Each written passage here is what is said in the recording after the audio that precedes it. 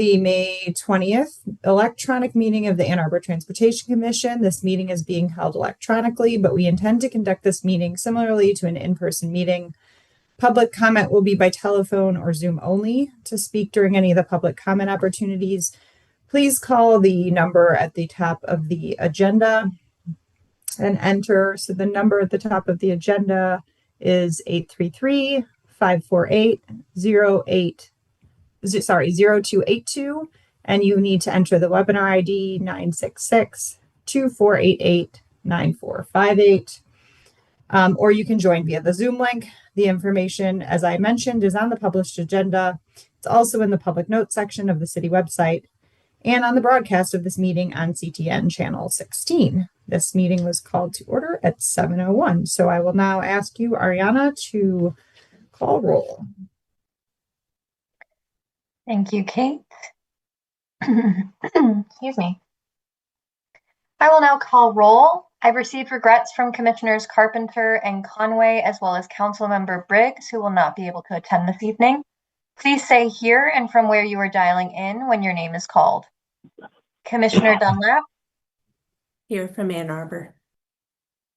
Commissioner Flewelling. Here from Ann Arbor.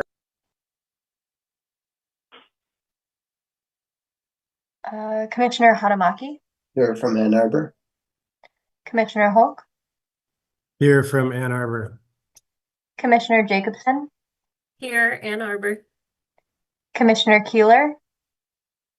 Here from Ann Arbor. Commissioner Lee. Here from Saratoga, California. Commissioner Zecker. Here from Ann Arbor. Commissioner Hutchinson. Here from Ann Arbor. Commissioner Margolis. Commissioner McCready. Here from Ann Arbor. Commissioner Reed. Not seeing him. Commissioner Stuka. We have a quorum. Wonderful. Given that we have a quorum, we do have two items on the consent agenda: approval of the agenda and approval of the minutes. Are there any proposed modifications to the consent agenda? If not, is there a motion to approve the consent agenda as presented? See, Brett, I'll move to approve. Oh, thank you, Larry. And a second.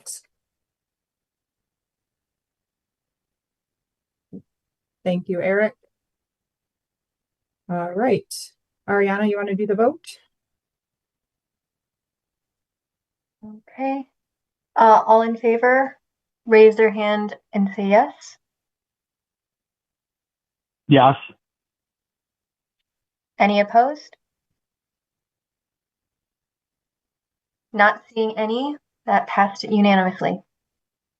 Thank you, Ariana. We will move on to public comment. This is an opportunity for persons to speak for up to 3 minutes. The number again is at the top of the agenda, or you can join via Zoom. The city staff will select callers that have raised their hand one by one using the last 3 digits of the phone number or the person's Zoom ID. In order to electronically raise your hand to indicate your desire to speak, please press *9 on your phone or select the raise hand button on Zoom. You will hear an automated announcement that the host is allowing you to speak. When speaking, please move to a quiet area. Mute any background noises so that we may hear you clearly. Please state your name and your address at the beginning of the comments. And Ariana, do we have any members of the public who wish to speak during the public comment? We do not. Okay. That was probably extraneous information then. So we will also, I guess, for those watching on CTN, note that there is email correspondence that's linked in the agenda, which we appreciate the public providing. So we have no business items today, so we will move on to information and discussion.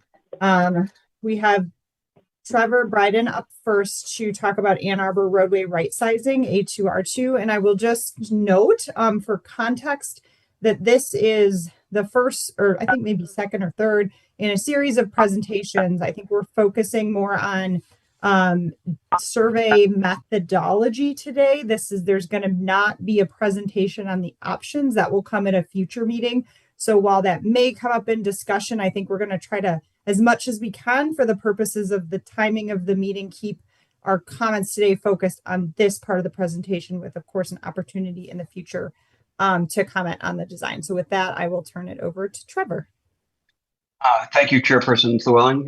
That was a nice introduction. This is the third time that we've been back with this study, and we'll be focusing in on what's moved forward since the last time, which is we've developed a methodology to evaluate all of these roadways and have done some initial assessments to categorize them and narrow down our approaches. That will then lead into the concept designs later on this fall. That is different than the timeline that was originally produced. For some staff capacity reasons and some other timing, we felt it was better to delay the public engagement on the concept designs until the fall to have some better attention on them. Anyway, I'm going to pass it over to our project manager from Tool Design, Lucy Gibson, to provide the presentation. It'll last like 25 minutes, and then we'll have some time for discussion. So thank you very much. And Lucy, please take it away. I will. Thank you all for inviting us, and happy to be here. I did come to the commission last fall too to give a very early presentation. So I will share my screen. Might take me just a moment to get that set up. And then I want to start the slideshow.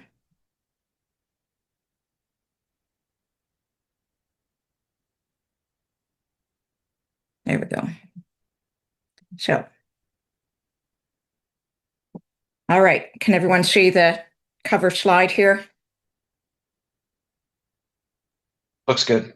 And so we are going to talk about, I think we're probably a little beyond methodology. We've done quite a bit of work, but we're still more in the middle of the study, I'd say. And just a few slides at the beginning to kind of recap and make sure we're all on the same page. The project purpose is to look at 10 of the city's multi-lane corridors to consider road reconfigurations that can reduce speeds and adopt target speeds, better organize traffic, address systemic safety issues for all road users, and incorporate the future transit and bicycle infrastructure. This is based on a couple of resolutions that the City Council directed.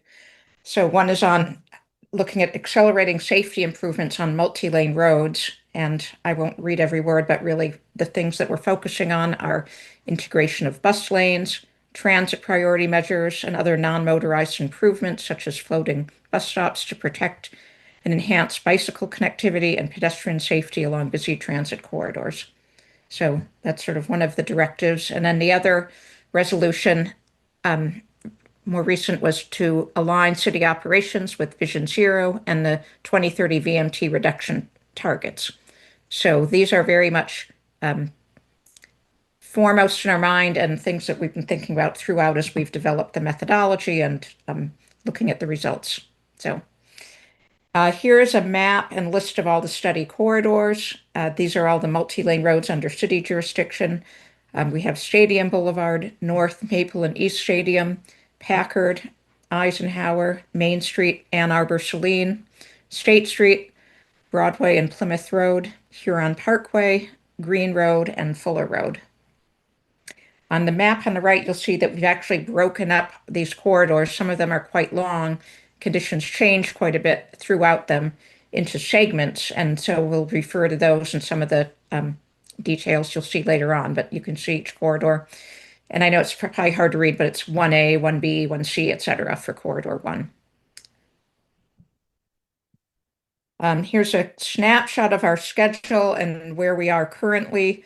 We've been, the red top part of this shows our technical work and the progress. We've done the plan review, collected traffic counts, worked on our analysis, and we're just getting into concept design. Parallel to this was community engagement efforts, including pop-up events in November, stakeholder interviews, which are been throughout. We did an online survey in November and December, had a community open house in December, and then our final engagement will be a community open house in the fall. So our process to looking at all the 10 corridors and all the subsegments within them is taking 3 main steps. First is screening, and that really means looking at the overall existing conditions on each corridor. How does it look like a candidate for roadway reconfiguration? What are the constraints and things that would be helpful? Mitigation is I'll talk about these all in more detail, but that's looking more at the places where it might be some additional changes like modal development, maybe integration of roundabouts, other things like that to allow a road reconfiguration to succeed. And then the third step is to look at concept designs. And we're again kind of we're in the middle step really now. Look, we've done the screening and mitigation. So, and just to note about our approach, Ann Arbor's done a lot of road diets in the past, and so have many other jurisdictions. And we're really trying to take an approach that's more compatible with the city's goals. And this is just comparing what maybe has been done in the past, both in Ann Arbor and other places, and what we're doing now. And I'll focus more on our approach. We really want to focus on safety and community goals, really cognizant of the negative consequences of a car-centric design that has too much roadway capacity. We're looking at a broader framework than just the peak hours, but really what is the road like all throughout the day, or maybe the 16 hours of the daylight where more activities happening as an important consideration. And really look at each street by defining the ideal space needed for every mode based on the vision and the goals for each corridor. So I'll talk a little bit here about screening. Again, this is what I'll first initially talk about is more volume-based, looking at how much traffic is on each route and what does that tell us about options for road reconfiguration, and then we'll definitely move well beyond vehicle traffic. So we did count in last fall of all these corridors, all these segments, and a map on the right shows what the general results are. These are daily traffic numbers, and they're color-coded with the blue lines being the lower numbers and the red ones being the highest volume. And then the chart on the right, I took the highest traffic number on each corridor just to show it in comparison to all the rest of the corridors. And again, we have more data for intermediate sections, but what we see is the highest volume that we counted here is on Plymouth Road as it approaches the highway interchange, Route 23 interchange, and then also on State Street approaching I-94. Those are quite a bit higher than the other corridors. The lowest volume was on Green Road. Most of the other corridors are kind of in the range of 15 to 25,000 cars per day, and that's definitely in a range where reconfiguration is something that is definitely worth looking at. So here's a fairly complex slide, but it really summarizes a lot of the work we did in this screening analysis. So this is an example of one section. It happens to be Ann Arbor Saline Road. So the overall chart shows the traffic volumes for each hour of the day. So you can see there's not much in the midnight hours, and then we're doing it by direction. So the northbound traffic's in light blue, the southbound traffic is in dark blue. You can see the light blue bars start getting higher in the morning and then fade off for the rest of the day. The southbound bars get higher and steadily through the day and peak at around 3 to 4 p.m. And again, with commuting traffic. So that's probably not surprising to anyone. And what we've done here is to look at how does these volumes compare to the typical capacity of different types of road configurations. So up on the upper right of the chart, we have a 5-lane signal typical capacity. Again, these are, typical numbers, not necessarily specific for each corridor.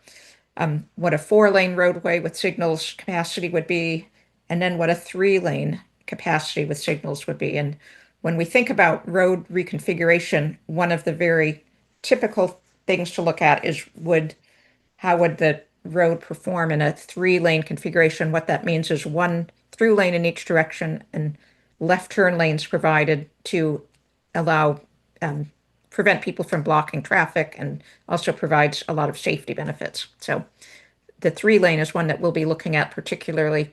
And then we've also shown a line there, the red one, of what's a roundabout capacity. Roundabouts can handle quite a bit more traffic than traffic signals, and this shows that increase of capacity. So what you can see on the chart is the existing configuration, which is 4 lanes in this area with traffic signals, is quite a bit more capacity than what we see in the actual volume. So it does suggest there is, excess capacity, and definitely an opportunity to think about other configurations. The volumes do exceed what the green line there, which is the 3-lane capacity for 4 hours of the day, 1 in the morning and then 3 in the afternoon. The little chart on the bottom shows the summary of this volume analysis, where we look at that has all hours of the day, again, are below the signal with 5-lane capacity.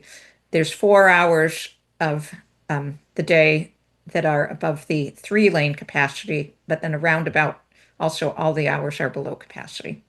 So this gives us a sense of what are the options we can consider, and what would things be like under different reconfiguration scenarios.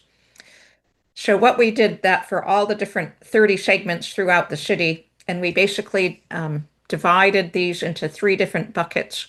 We're calling them opportunity corridors, potential corridors, and challenge corridors. And I do want to say again, we're looking right now just at vehicle traffic, but we're looking at all the other modes I'll be going on into. So for the opportunity corridors are when none of the hours exceed the capacity of a 3-lane roadway. And out of the 20 miles total in the study, that's about 12 miles of the road. They're shown in green on this map. The potential corridors are when there's a few hours of the day that would be over capacity of a 3-lane roadway. So there'd be some, pinching if the configuration was done, but kind of within reason. There might be a, willingness to tolerate congestion for a few hours of the day. These are shown in the yellow, and there's about 6 miles of the 20 miles are in that category. And then there's a couple other segments where there's 10 or more hours of the day, which means most of the daytime active travel periods, the volumes would exceed the theoretical capacity of a 3-lane roadway. And these are only 2 miles of the 20. And again, they're approaching each of the highways, 23 and 94, where traffic really concentrates to get on and off the highway. So, and here's just a listing too of where the corridors fell in this screening process. So the opportunity includes Stadium, Maple, Eisenhower, Plymouth, Huron, Green, and Fuller. The potential segments include East Stadium, Packard, Eisenhower, Maine, Ann Arbor, Saline, and Plymouth. And then the challenge segments where we have a lot of time over capacity would be State Street and Plymouth. And some corridors like Plymouth has segments in all 3 buckets.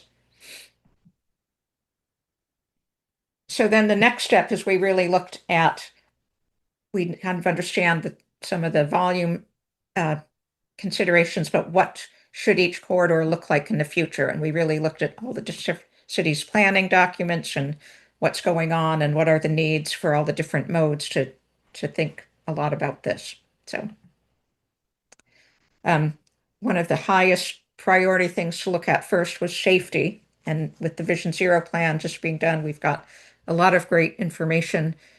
What this map on the right shows are the 10 different study corridors, and there's a significant overlap between our study corridors and the safety, the high injury networks. So that's an important consideration. Another thing we looked at is speed. When we collected the traffic volume data, we also looked at speed data to see which corridors have the most serious speeding problems, and found that Plymouth, State, and Eisenhower had the highest speeds found. And again, it's those corridors leading to the highways plus Eisenhower, which has, such wide, easy place to speed. The next couple were Ann Arbor, Saline, Main Street, and Stadium. So, and then other corridors you can see have speeds more in the safer range that we'd want to, try to get down to. And another really important consideration is what's the future vision for each of these corridors. And with the land use plan recently adopted, that really gives us a great sense of what's vision for the corridors, which along most of the length of most of these corridors, there is some significant transformation to more dense and walkable and transit-oriented places. And so that's something to really take in mind as we're looking at what the future conditions should be. Transit, another really important element. We looked at both the RIDE 2045 plan that outlines a number of corridors for bus rapid transit and other types of transit. And then we also looked at the transit frequency on each of the corridors, overlaying on the University of Michigan transit service as well. So for how it affected our corridors, we are looking at BRT service on State Street and Plymouth Road, in addition to other corridors necessary. Priority transit service on Packard, Eisenhower, and Maine, and then high frequency on all the other corridors. And any of these would benefit from transit priority, whether it's a queue jump or transit lanes, but especially looking at the BRT lines. We also found that Fuller has the most frequent transit with both the overlay of the RIDE and University of Michigan transit, so that's another place to look at transit improvements. So with that, we've developed a set of cross sections for each corridor, which might look at reconfiguring the road, having fewer travel lanes, and having space repurposed to potentially bike lanes, as shown in the upper middle, or transit lanes in the upper right. Some cases, transit lanes and bike lanes can fit. And the examples on the upper part are what we'd call quick build or paint and post options, where curb changes aren't necessarily evaluated.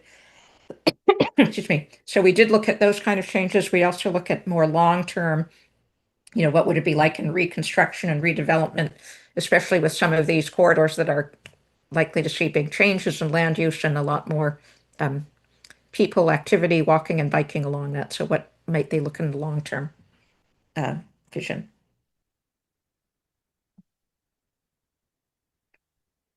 So here's an initial set of recommendations for all of the different segments. There is a map on the right that shows the different corridors with color-coded indication of which corridors would be repurposed or would benefit from dedicated transit lanes. These are, again, those main transit corridors. A few of these we're showing in pink and blue would be places where there could be dedicated transit lanes as well as bike lanes. Separated bike lanes are shown in blue, and that's a number of corridors that are on the city's bike network that would benefit from that.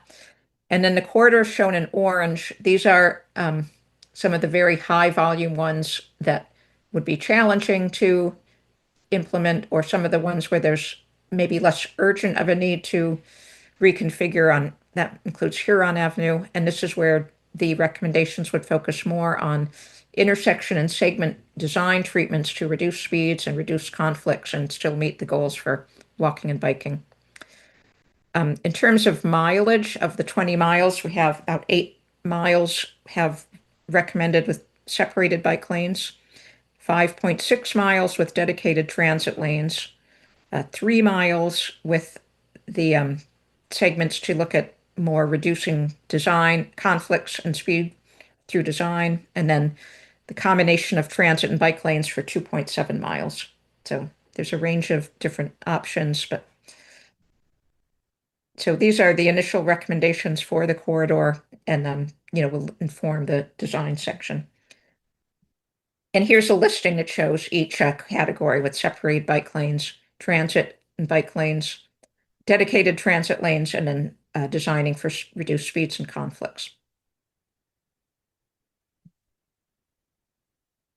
Another part of the project is to look at target speeds, and this is important both to achieve the safety aims and to really reinforce the speed that we want to see on each street through design and interventions that will really make those happen.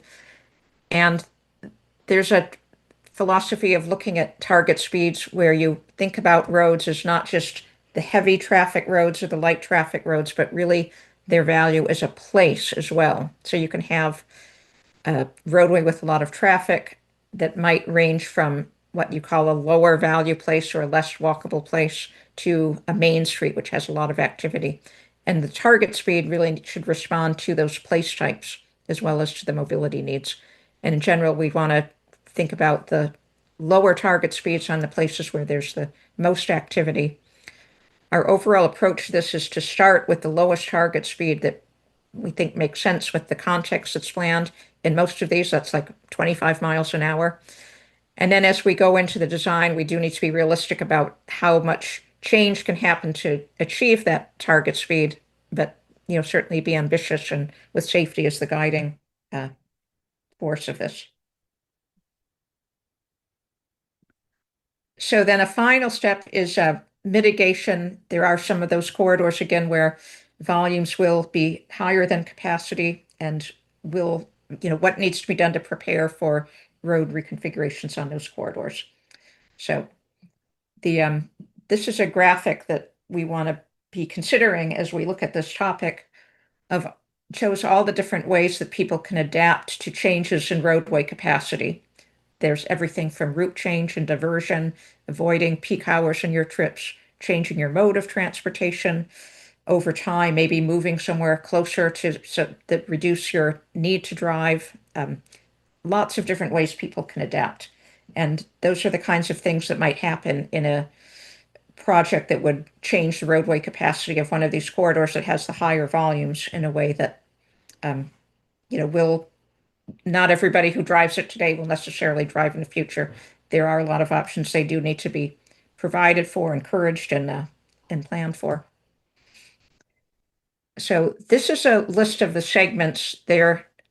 Again, this is that color-coded graph you saw on the right that shows the three buckets in the corridor. The opportunity ones are in green. We're talking now a little bit more about the yellow corridors. These are ones where had at least some hours of the day that are over the 3-lane capacity, and the blue ones that have significant amount of the day that would be over the 3-lane capacity. These are where we'll be paying a little more attention of what are the things that we would need to do, especially for the yellow ones. What are the things that would need to be doing to be associated with a reconfiguration? These can range from anything like a roundabout. It might expand capacity over what a signal might do. And then again, walking, biking, transit, making sure all the other modes are really efficient and viable and can be used. So,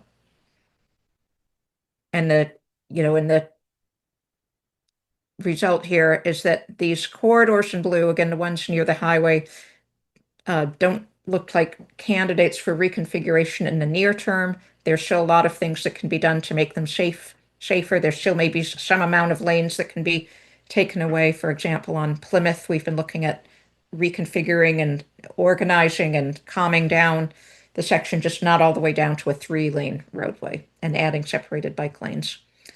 The corridors here shown in yellow all look like they could definitely be good candidates for reconfiguration to 3 lanes.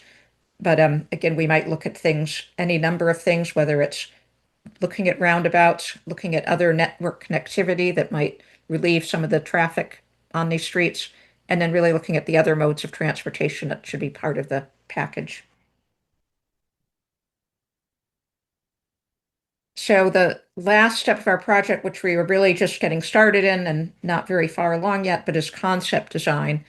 And this will be where we take these recommendations on the cross sections and apply them to specific locations in the study areas. We do not have on our scope to design every mile of every corridor, but we do have enough to test the feasibility and drill down and show what some of these streets might look like in the future. So our approach to this, we're working closely, obviously, with the city team. One of the things we've been doing already is looking at some of the early action opportunities. We're advising on what our study is telling us that could be integrated into ongoing city projects, including Maple Stadium and Green and Plymouth. And then we'll be looking at developing and refining concept drawings for selected priority locations. Again, not all of the corridors, but we'll focus especially on key intersections because those are really the places where the feasibility and needs for careful design are highest, and also the safety benefits are the greatest at intersections. So we're just looking at where are the priority locations to look at and starting to think about what would be some of the design options, and there'll be lots more to talk about that as we go forward. So next steps, what's ahead? Again, look at developing this concept plans and consulting on near-term projects is ongoing. We're looking at an open house in the fall, which might be a better time to get people again re-engaged. And our final report would be done in the winter once all our input's taken. So that is all I have. I'm happy to answer questions. I could go back into the slide deck. Maybe I'll stop sharing for the moment so we can chat, but then again, happy to bring it up and if that's helpful to take another look at any of the slides. I'm guessing there will be a lot of comments, so let's get those hands raised.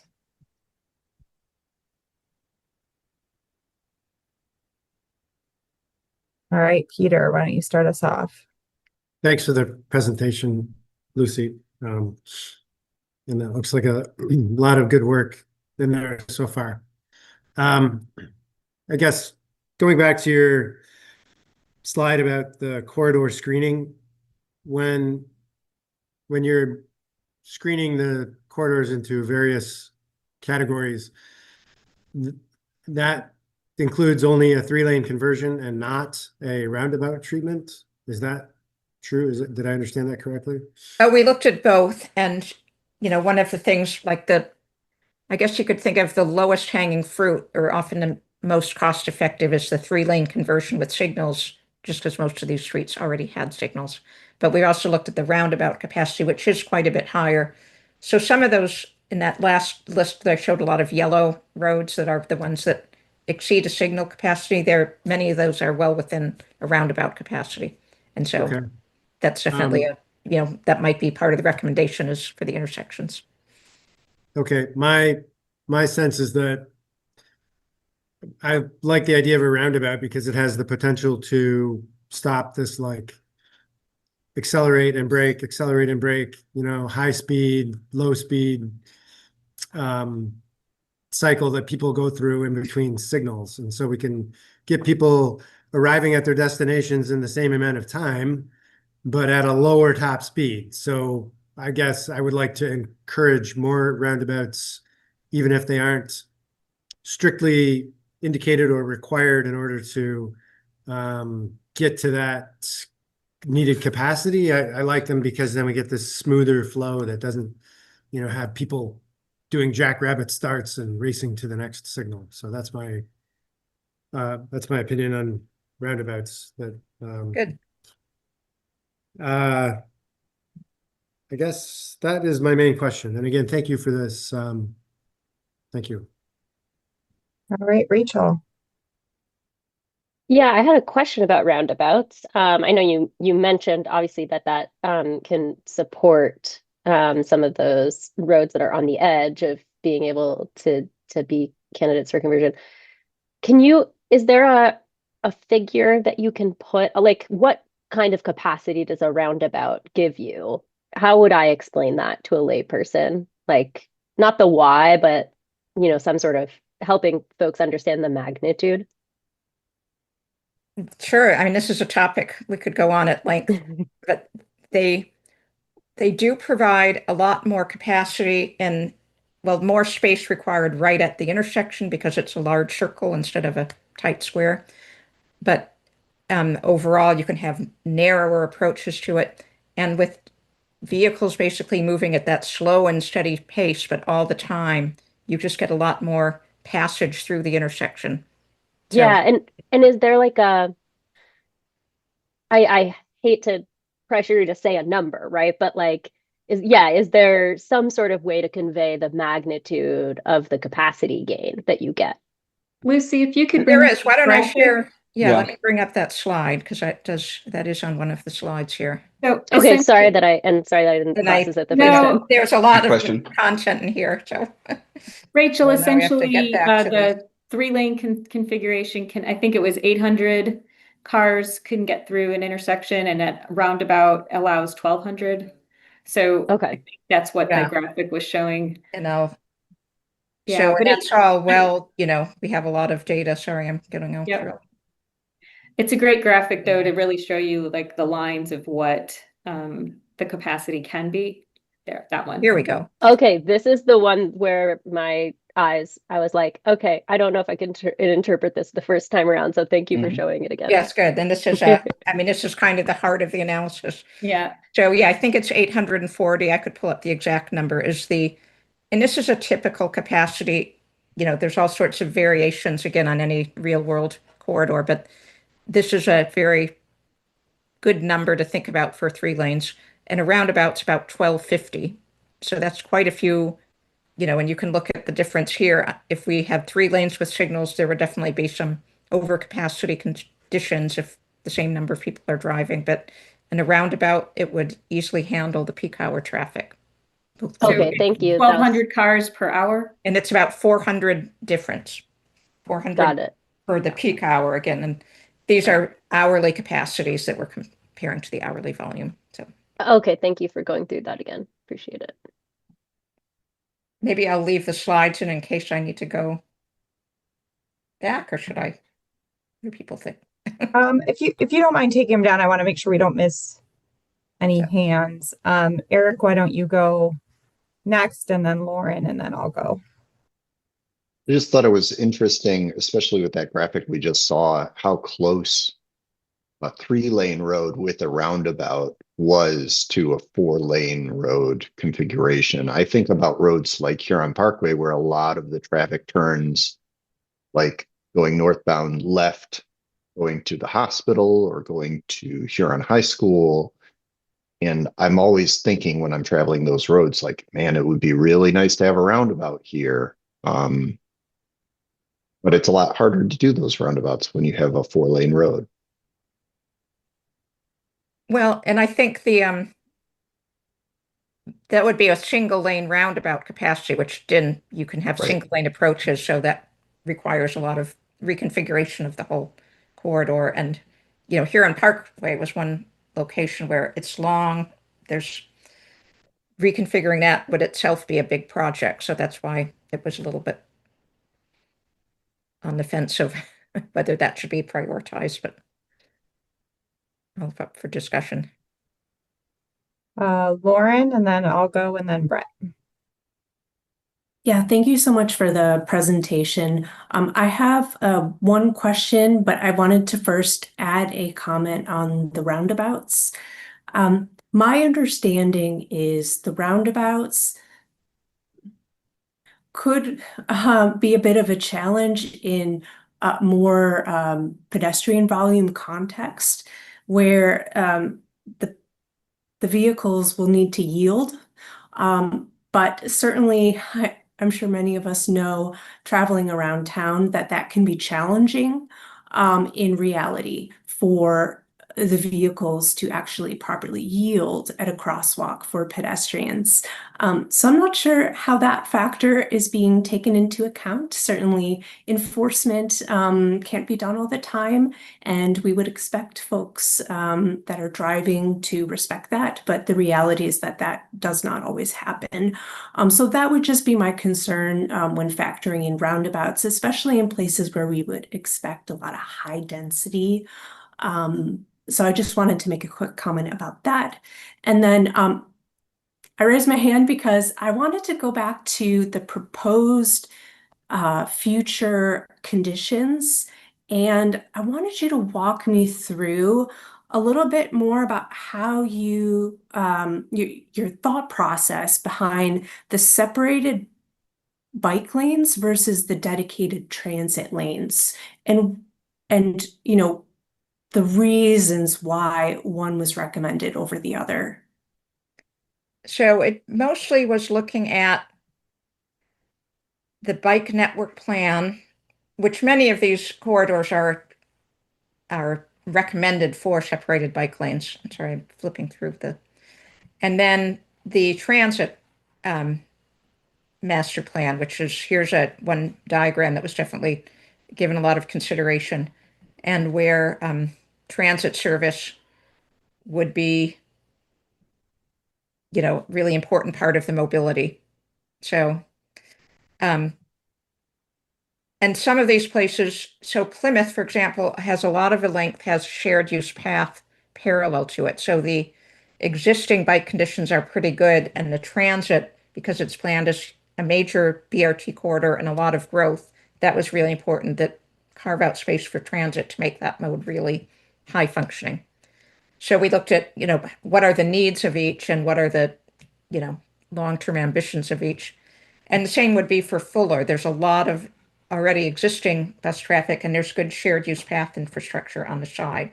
So, in the separated bike lanes were more prominently recommended where there's not good bike infrastructure existing and where there's room for it. And some of those might also benefit from transit, but it's really having the bike network connectivity overrode the idea of dedicated transit lanes. And it doesn't preclude a queue jump lane or something. So happy to talk a little more in detail, but there was, Sure. Well, there is one segment that I'm curious about. So, where Big House and Pioneer are, obviously that's a very versatile and popular intersection. And so I'm trying to imagine with this recommendation is showing for cyclists, and certainly there are existing bike lanes on that segment, but they're not well used. And so I'm just trying to understand in this case how potentially adding separated would really make a huge meaningful difference in folks that are really not currently using in that capacity. I do see folks using the sidewalk there, whereas I could imagine that a dedicated bus lane might be a better fit, in particular for events, you might say, at the sports complex area, as well as for folks going to and from Pioneer High School. So yeah, that was one segment that I didn't quite understand the recommendation for the bike lanes. So, well, your feedback is very helpful. These are our first recommendation. There'll be a lot of public input and discussion. One of the things about thinking about the bike network is there's a lot of these roads right now, except for the ones that do have shared use paths, do not attract people riding because they just don't feel comfortable. And what we do find is that over time, if you build a network with bike lanes that are separated from traffic, you will see a big response. So that's, it's not necessarily building recommended for who's on it today versus who do you envision being on in the future with a higher mode share for bikes.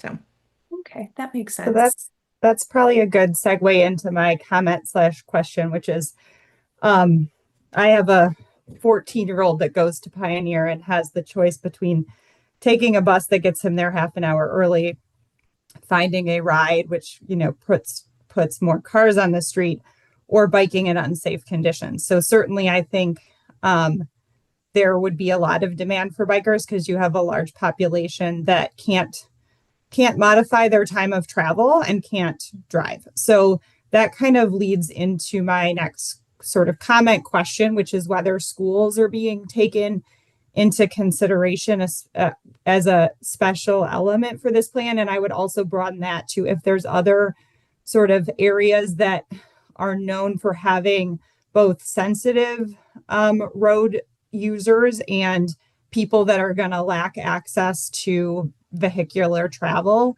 because I think there's kind of two components of that. One, that there's a requirement that those, for schools, for example, there's a requirement that kids get there.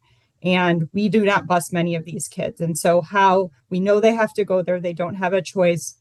How can we make sure that it's safe?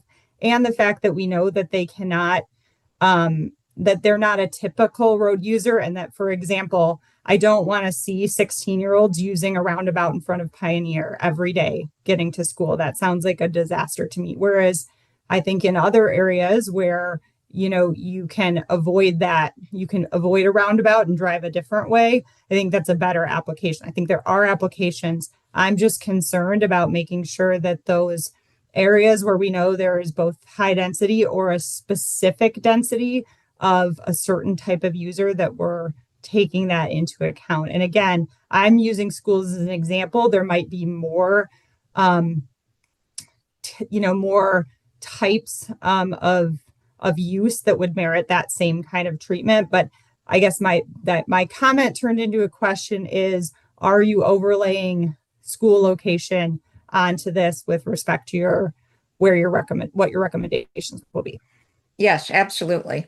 And the schools have a couple things that are the more vulnerable users, younger riders, and that definitely leans into providing more separation and clarity of the route. And it also are places that generate more short trips. So one of the other things we think about is where are trips that could be converted to bikes being made, and school, because people aren't usually coming from too far away to get to school. Those are great places to be thinking about that kind of potential shift and changes and opportunities to be more active. Excuse me. Great, thank you. Brett, I think you're next, and then Rachel. Thanks so much for all all the hard work that your team did to put this together. I look forward to more of it later. First, comment, I guess, to echo what Lauren said. Roundabouts, like, as when I'm driving, I feel like I like roundabouts. It prevents people from gunning it to make run through a yellow light. It makes things much smoother in terms of speeds. P had a good point there. But as a pedestrian, it can be really difficult, and it's place dependent, like what Kate was just saying. Roundabouts can really be place dependent and appropriate.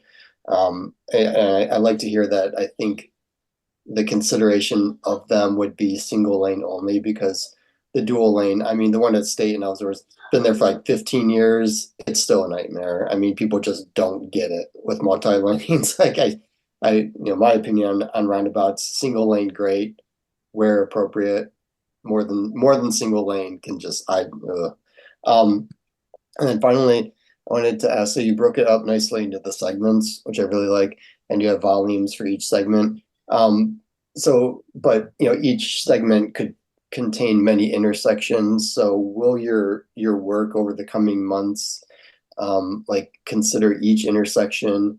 Like for example, let's say 1A is 15,000 cars a day. Is that weighing into the intersections at the end of the segment and all the intersections in between? Will you be looking at it at the individual intersection level, or just be like 1A, we're going to recommend this one treatment for everything within 1A? Well, so that's a great question, and we're just right in the throes of that now. So yeah, the cross section is just a typical section, but we all know from the work we do, and everyone in the city knows too, it's the intersections are where things get more challenging. So and we're not going to be able to look at every intersection, but we are looking at the ones that are felt to be the most critical. Those will be, for example, where two corridors that are proposed for reconfiguration meet each other. So Stadium and Main Street would be, one of our top priorities, or Plymouth and Huron, places like that. So, and in those cases, whether both reconfigurations can happen at the same time without those greater kind of building up of multimodal systems or network changes and that kind of thing, is something we're taking a look at. So, and our scope does not include super detailed evaluation of all of these, but we want to do enough that we feel comfortable that these are recommendations that will stand the test of time and not be looked at as unrealistic, next year or whenever some of these projects will get advanced. So as far as roundabouts go, definitely single lane roundabouts are the safest option for all users, and including for pedestrians. There's a lot that can be done to the crossings to encourage yielding. Raised crosswalks are often helpful. If this is sort of a higher speed environment, obviously we want to lower the speeds, but things like RFBs could be used at the crosswalks. But there's a lot of design advancement, and areas where there are a lot of pedestrians and more activity do tend to be the places where people will tend to yield to them. And roundabouts generally have better yielding than, say, a mid-block crosswalk because people are all slowing down already to get into the roundabout. The crosswalk's ahead of the roundabout so they can see the pedestrian first and then get to the stop bar for the roundabout and yield. So they're not having to look at pedestrians and vehicles at the same time. So there's a lot of design features that certainly help.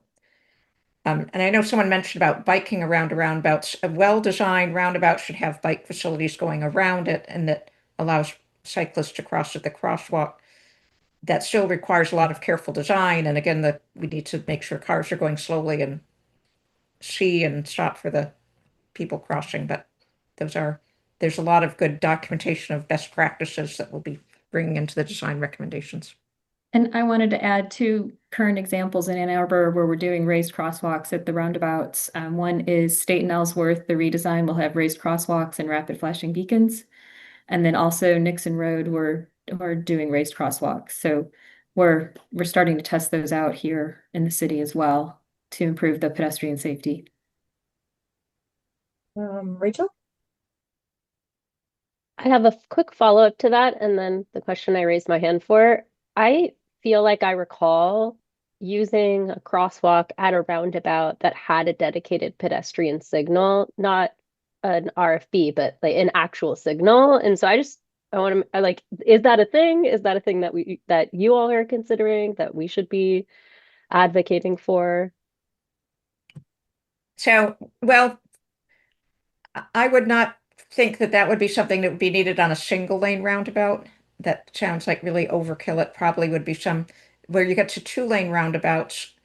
Those are where we really need to make extra steps to make crossing safe.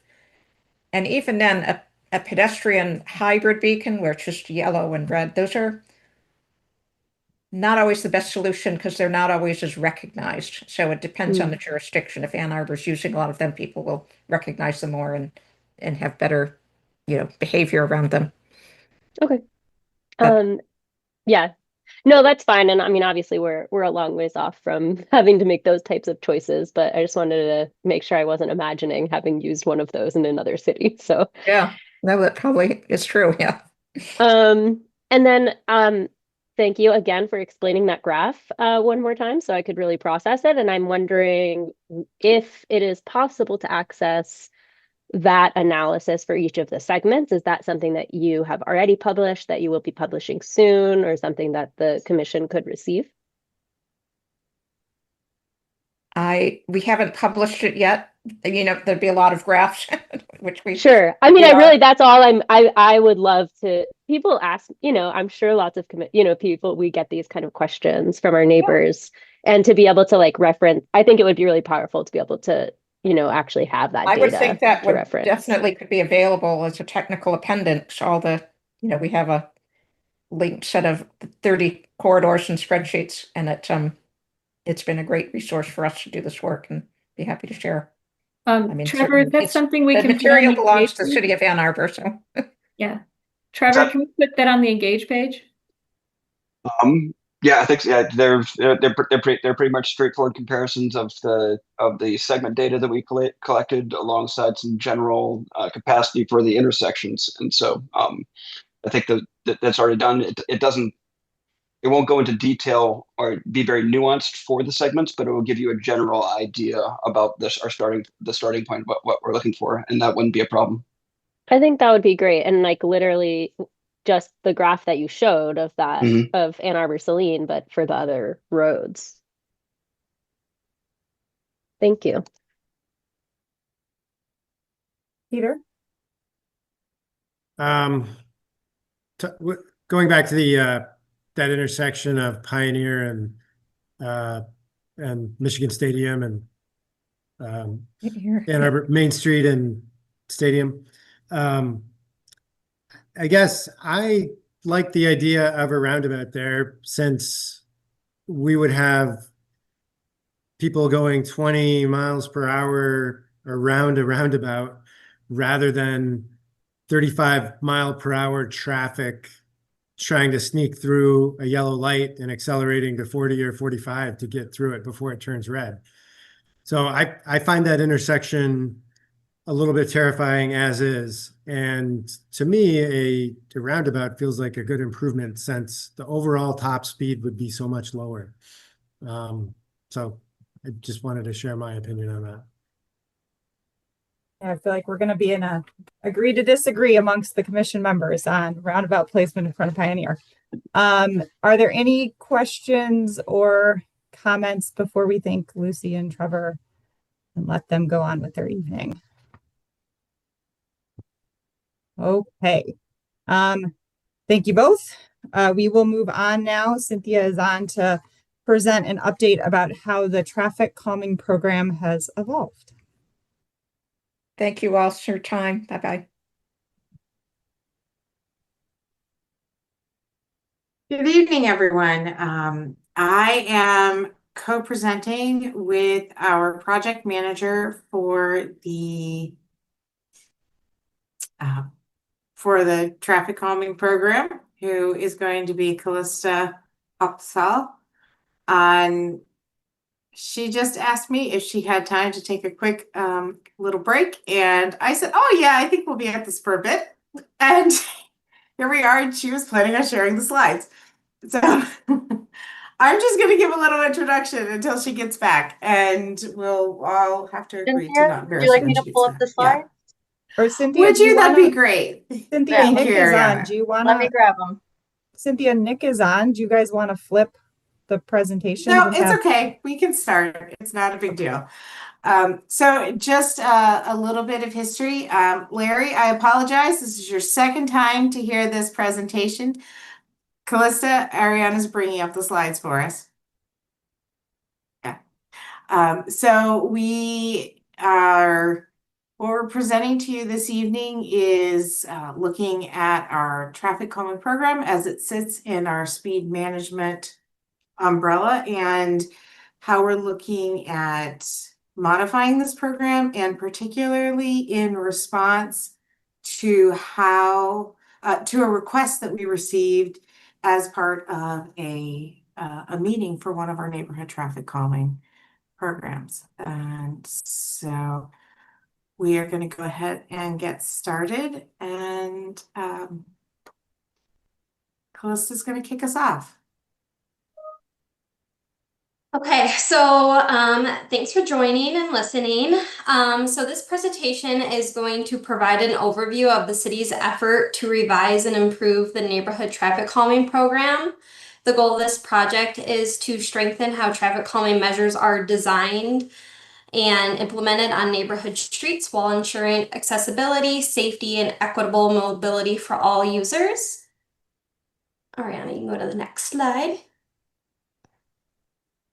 Cynthia kind of already introduced ourselves, but I'm Callista Upsal for those who don't know me. I am the new transportation coordinator for the transportation unit, and I am going to be the project manager of the neighborhood traffic calming program. And Cynthia, she is the transportation engineer supporting this project.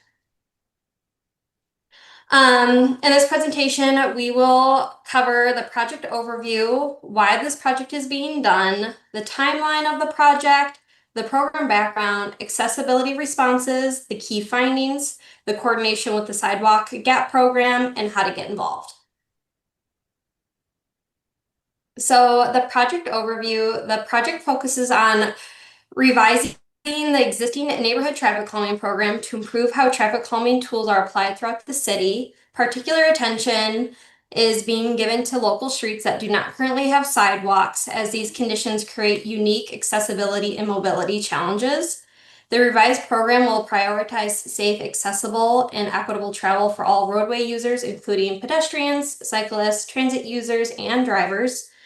This work will also support broader goals within the city's speed management program. Why is this project being done? The revision effort is being undertaken to better integrate the neighborhood traffic calming program into the city's larger speed management program, like I mentioned before.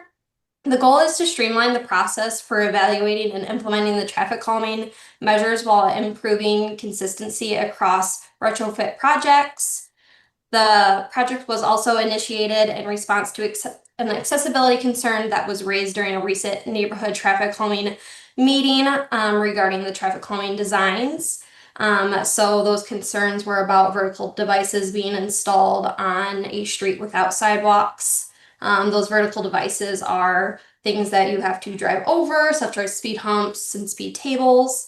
Additionally, City Council Resolution R-23-330 directs city staff to comprehensively review and update the program. So our timeline for this is the project timeline is organized into 3 major phases during spring of 2026. The city focused on data collection. In summer of 26, the project will move into the public engagement phase, including community office hours, which are going to be hosted virtually on Tuesday, May 26th from 12 p.m. to 1 p.m. and Wednesday, June 3rd from 6:30 p.m. to 7:30 p.m. And these sessions are intended to gather community feedback and stories and better understand the neighborhood's concerns and priorities.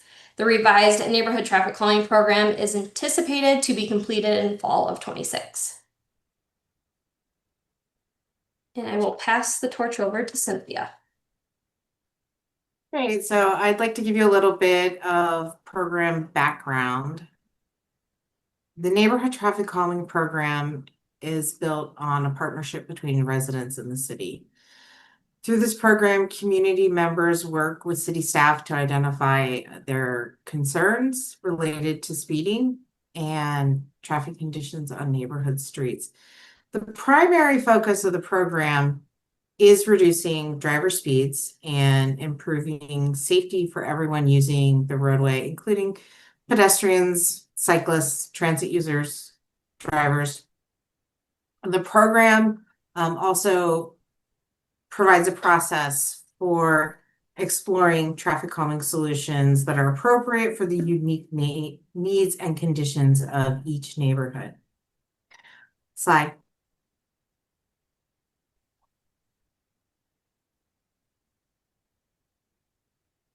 Thanks, Ariana.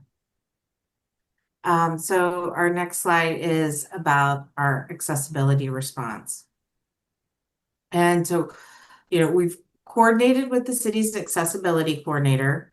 We have consulted with peer cities and national practice leaders, and we have reviewed existing design approaches.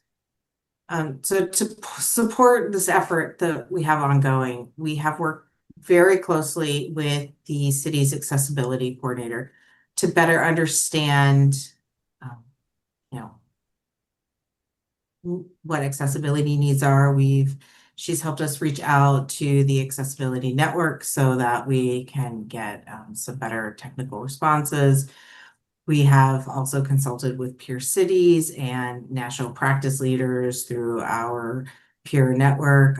We were also able to, I was able to last week at the NACDO conference, I attended a traffic calming session where I was able to work with those practice leaders and ask questions about how they're implementing traffic calming on streets without sidewalks or incomplete sidewalk networks. And we've done a review of existing design standards and implementation methods that have been used to identify, opportunities for improvement in the way that we're installing traffic calming on streets that have incomplete sidewalk networks and complete sidewalk networks, and really kind of looking through that toolbox and seeing what's really working for the program and what isn't. Slide, please.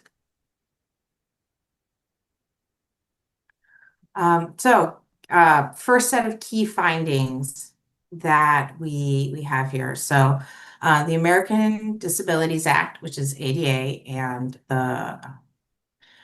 the Public Right-of-Way Guidelines, which is PROAG, do not speak specifically to pedestrians traveling in the street when sidewalks are not present. There are no national standards for pedestrians traveling on streets without sidewalks or when traffic calming is involved or is installed on those streets.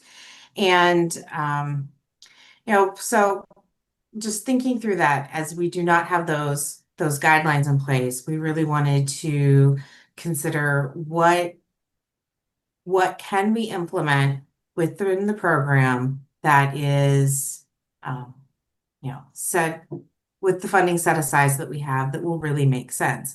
And one of the things that we started looking at very seriously are our quick build projects, which have been successfully deployed within the city in many locations, particularly in the downtown. And this should become a resource for the traffic calming program. I can also say that while I was at NACTO, we found that there are other cities doing the exact same thing. So we're not being completely inventive there. So our second set of key findings are we've identified conflicts between traffic calming devices and pedestrian routes. We have considered what some of the utility related concerns and winter maintenance operations in how we can select these retrofit devices, and we acknowledge that speed humps are the most popular devices requested as part of this program and are currently the least expensive device that we install. But we also acknowledge that those retrofit raised intersections and crosswalks are not meeting our desired height when we're looking at meeting grades for accessibility. And so they're not performing well from an access perspective, and they're also not performing well from a traffic calming perspective. Okay, thank you. All right, so one of the big things that we are pursuing and have pursued, and Nick is going to be presenting on this later, is coordination with the Sidewalk Gap program.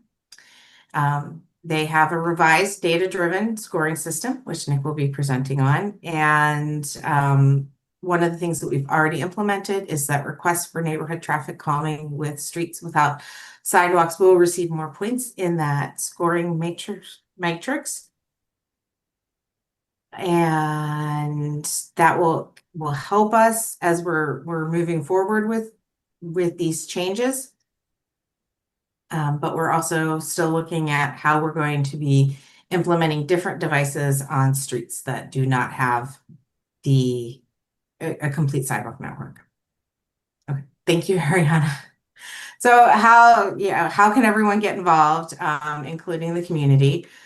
We are going to have Zoom office hours where we are going to invite the public to come in and give us some of their lived experience with traffic calming. As Calista mentioned earlier, those office hours are going to be on Tuesday, May 26th from 12 to 1 p.m. So a lunchtime session, and Wednesday, June 3rd from 6:30 to 7:30, an evening session. We would love for folks to come and share feedback during those sessions. You can also provide feedback on the Engage page. And we ask that everyone stay informed on updates through our Engage page. We can go ahead and move forward. And thank you. So Ariana, you can close the slides. A little bit, I can expand a little bit more. We've found that a lot of different agencies are approaching this from slightly different directions.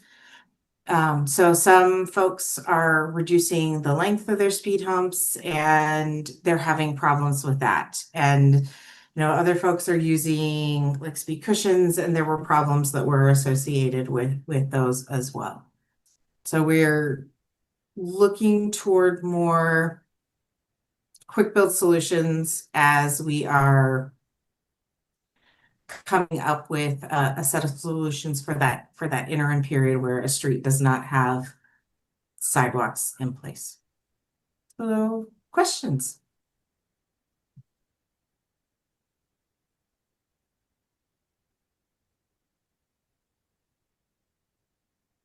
I was like, somebody's going to raise their hand. Can't be silent. Lauren, go ahead.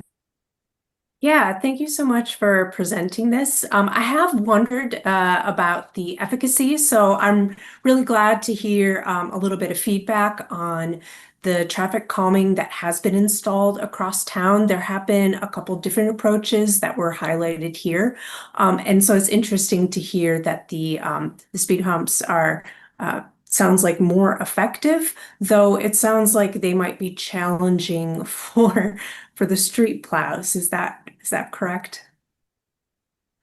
Actually, I think we probably have fewer problems with plows and speed humps than we have or any raised device With than the we have raised? with vertical deviations.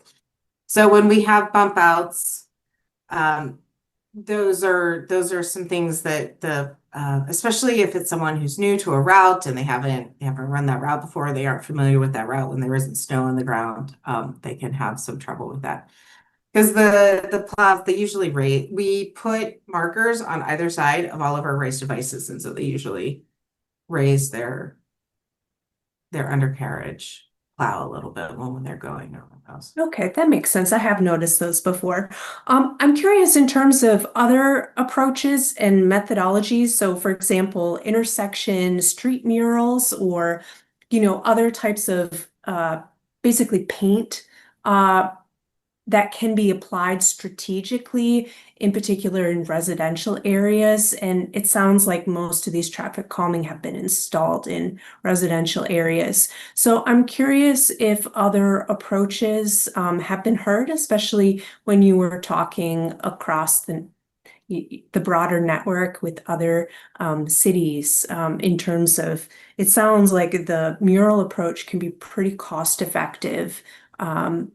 While also improving safety outcomes. So I'm curious if there's other methodologies that the city might be considering.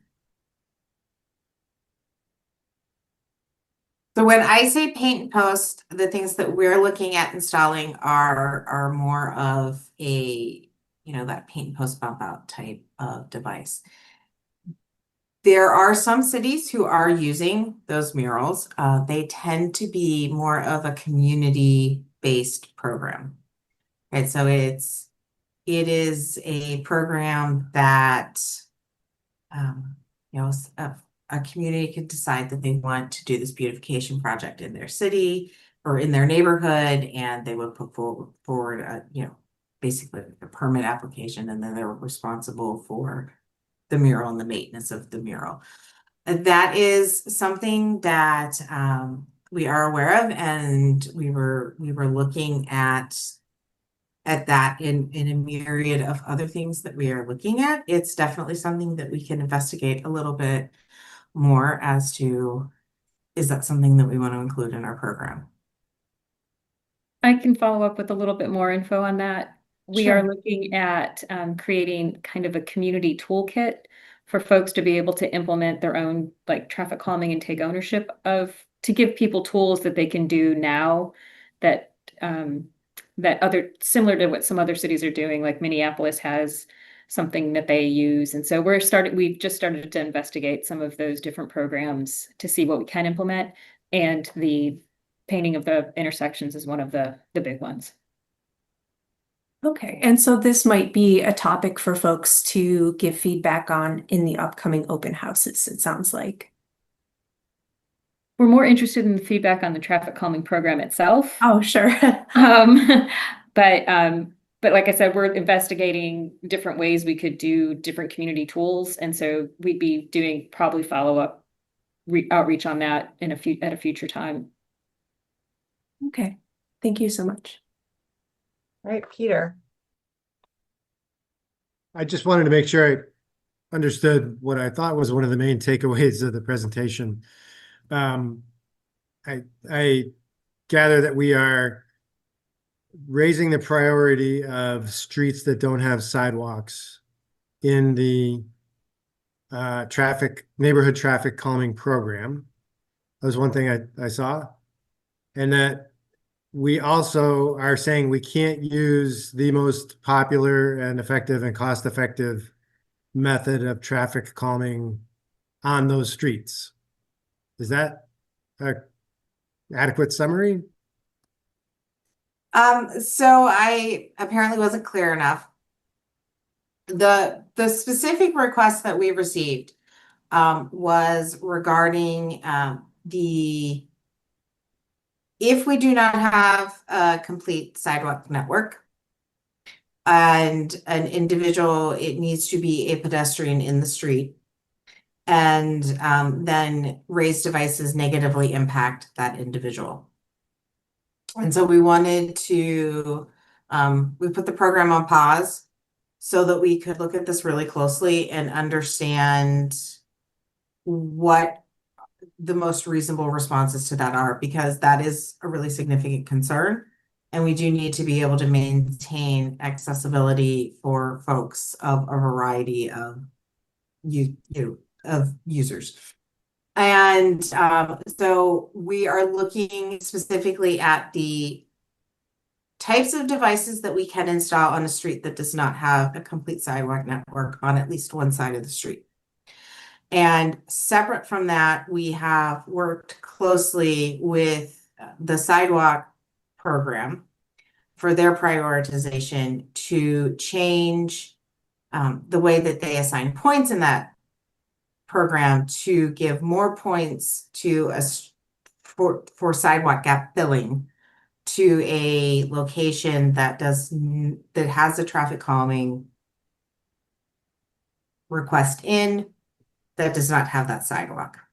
So Okay. neighborhood traffic calming is still on a chronological basis. Okay.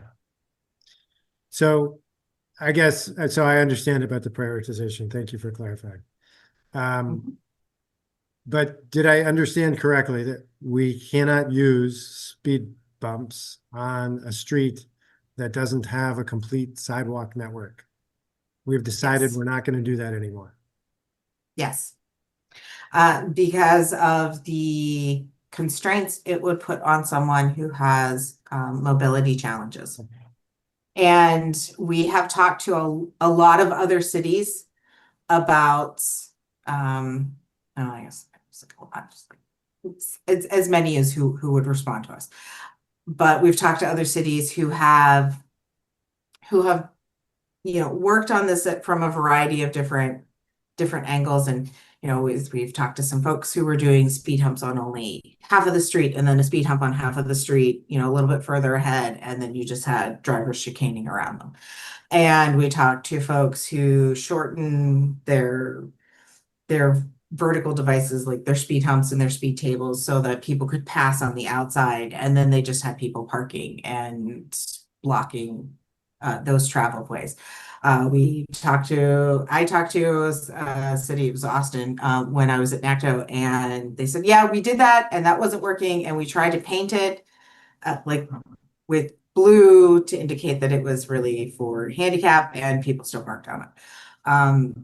And then we've talked to some folks who tried using speed cushions, and that didn't work out very well because then pedestrians had to deviate too far into the roadway. And so there were a lot of different concerns. And the other thing is that when the program is really fiscally constrained.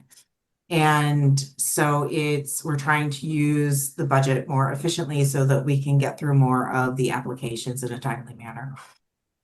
And we have, when we install concrete bump outs as part of this program, there's a lot more design needs in doing that as a retrofit. You frequently get into drainage issues. You have to move inlets. And so that is not constraining costs to be able to get more done. And so what we're looking at is if we can install the paint and post bump outs, then folks are still able to utilize the street as a pedestrian as they need to. And then when we're coming through and we're doing a project, we're able to come back and put those in. And for additional context, Pete, Callista, remind me, was it 4 out of the 18 current traffic calming applications have no sidewalk? Right. So for context, we've only got 4 out of 18 applications that have no sidewalk currently. And we Okay. are still going to provide traffic calming on those streets. It's just not going to be a speed hump. I guess I'm still a little bit hung up on the idea that the speed bump was one of the most effective and cost-effective solutions. So did the other municipalities that you talked to, did they reach the same conclusion that they are never going to install a speed bump on a street that doesn't have a complete sidewalk network? We talked to some agencies who decided that they're just still going to install those devices. And we talked to we also talked to our accessibility coordinator, as well as to we're looking at ProAg guidelines. Our accessibility coordinator for the city is also talking to her regional network as well as the state network. So the concern is coming from the accessibility side of making sure that if we're doing traffic calming, that it is accessible for all users. And that is what we try to do throughout the city. So speed humps are not accessible for all users, and that when there's no sidewalk. I agree that we need a solution. I agree that we need a solution that is accessible for everyone. Right, which is what we're struggling with right now. Yeah. So that's why we're going through this whole process. Is there if we're going to be using posts, is there no way to prevent parking with posts while also maintaining a speed bump in between? Just as an example, and it seems like this is a solvable problem. So I guess the way I would say that it's best to think about it is that if we do not have those sidewalk connections, then we have decided that vertical devices are not appropriate for that corridor. So we're looking at using horizontal devices or things that you would drive around instead of vertical devices. The cost-effective way to deploy those as part of this program is through quick build. So it sounds like this is a bit of a chicken and egg problem, with the next topic being either the chicken or the egg, being the sidewalk gap prioritization criteria. So is there any other comments on the traffic calming program before we move into the sidewalk gap prioritization criteria?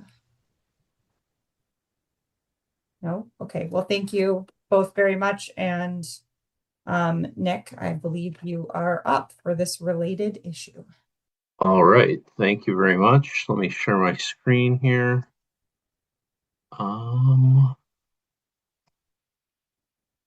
Okay, can you see that? Yes. Okay, good. All right, I am here to talk about, as mentioned, I'm here to talk about the sidewalk gap prioritization process. It has been a while since staff has updated the scoring system that we use to score sidewalk gaps and prioritize them.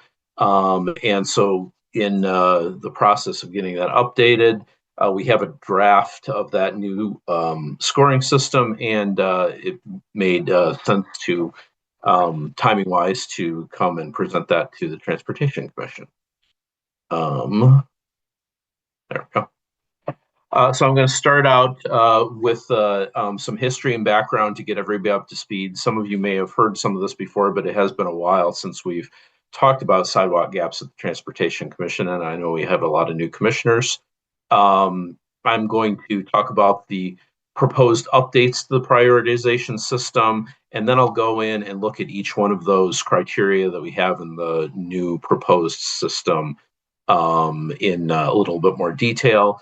And then we'll talk about next steps and open it up for some questions. So a little bit of history here. We got a little timeline here. Back in the 20-teens is really when the city got a little bit more proactive about starting to schedule sidewalk gap projects in the capital improvement plan. And so that the most immediate thing that led to was, if we're going to start putting sidewalk gaps projects in the CIP, well, how do we pick them? So that led to the first prioritization system, which is version 1.0. that was around 2015 that we put that into effect. And so during that time, from the mid-teens up to the 2020, around 2020, we were doing various sidewalk gap projects. But one of the obstacles that we encountered in that time period was the fact that at that time, city code required that a new improvement like filling a sidewalk gap, like building a sidewalk for the first time, actually needed to be special assessed to the adjacent property owners. And as you can imagine, that was a major obstacle in those projects, as people certainly did not want to pay for those in most cases. That led to, in 2020, putting the current sidewalk gap millage on the ballot. That was approved by voters in November 2020. And in 2021, we started using the funds from that to construct sidewalks now without the special assessment. So at no direct cost to the adjacent property owners. And that millage, we're in the last year of that millage right now, and that will be actually back on the ballot in November, again, to approve a replacement millage for that. A little bit more history and background, just for a little bit of context. The city has currently 442 miles of existing sidewalks in its network, and we also have 138 miles of gaps. And just to be clear about what we're talking about when we talk about a gap, the definition that we use is any location in the public right-of-way adjacent to a street that does not currently have sidewalks. So it's not just the 2 or 3 property long, gap where there's sidewalk on either end. This can be any road that has no sidewalks on it at all, or an entire neighborhood that doesn't have sidewalks in it, as is the case in some places. And then since 2013, just a little data point, we have constructed 16.8 miles of new sidewalks. And then just to talk about the prioritization system itself a little bit, when we first set this up in the 20-teens with that first version, and this is still true today, we tried to set it up to be as automated as possible and as objective as possible. And we run that through our GIS system because frankly, we don't have the time and the staffing power to sit down and look at every little sidewalk gap in that 138 miles of gaps and score them each individually by hand. So this was a nice way of being able to do that in a relatively easy manner with data that we already had. And then once those are scored by the system, we create a nice map, which is out on the website. And we use that data to select projects for our capital improvement plan. It's a tool. It's not, the overriding factor all the time. It's a tool to help us select projects. Now, as I talk about the updates to the system, in your packet, we did include the existing version of the prioritization system, which is version 3.0, and also included a separate PDF, which was the proposed version 4.0, which is what where we made the changes right now. So the existing version, version 3.0 had 9 separate criteria that we scored on. We've narrowed that down a little bit and tried to streamline it a bit, and we've actually trimmed it down to 7 proposed criteria for this version 4.0. And I'm going to talk about some of the changes between those. I'm not going to go into gory details of all of the I will go in a minute and talk about those 7 criteria that we have in a little bit more detail. But if you want to get really down into the weeds, they are in those attachments that we had in the packet.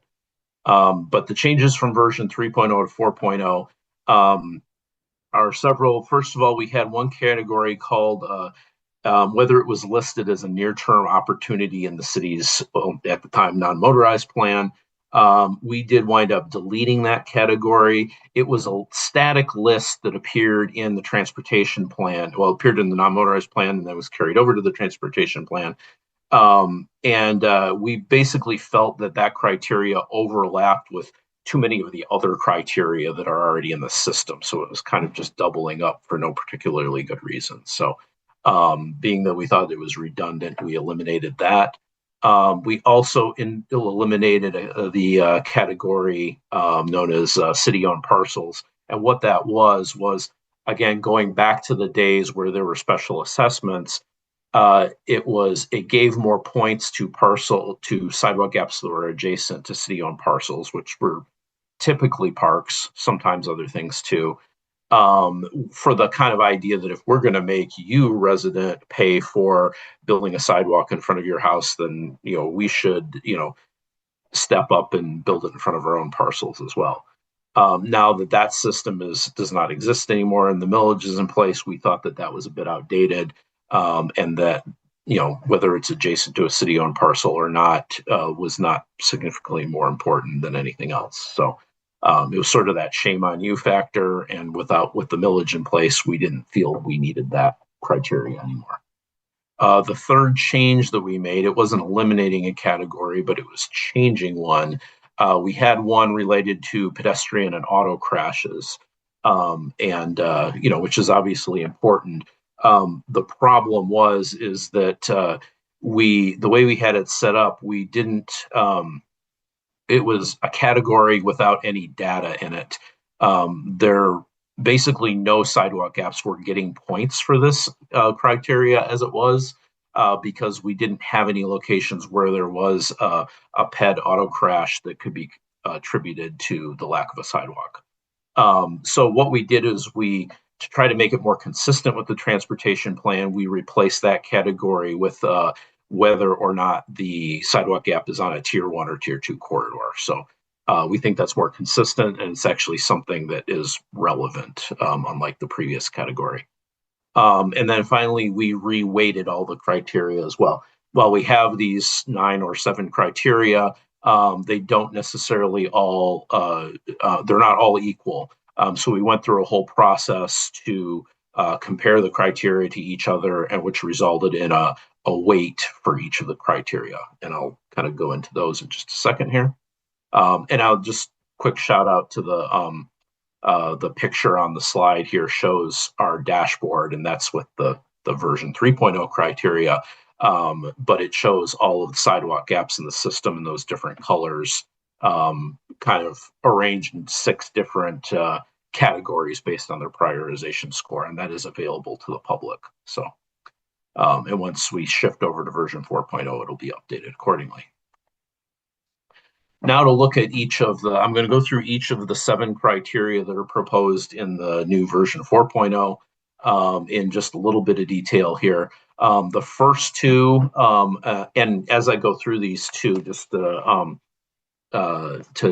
let everybody know, the percentage in the parentheses next to each of the criteria is the weight that criteria is proposed to receive in the new version of the system. So the first 2, and there are in order of weight as I go through them here, is proximity to schools and proximity to transit. These are pretty straightforward. It's in our GIS, it's a straight line distance from that sidewalk gap to a school or a transit stop. And it gets different number of points based on the distance from those things. The next slide on this, the next criteria is that safety category. And that's what I was just talking about with the tier 1, tier 2, pretty straightforward. If it's on a tier 1 corridor, it gets the full 10 points.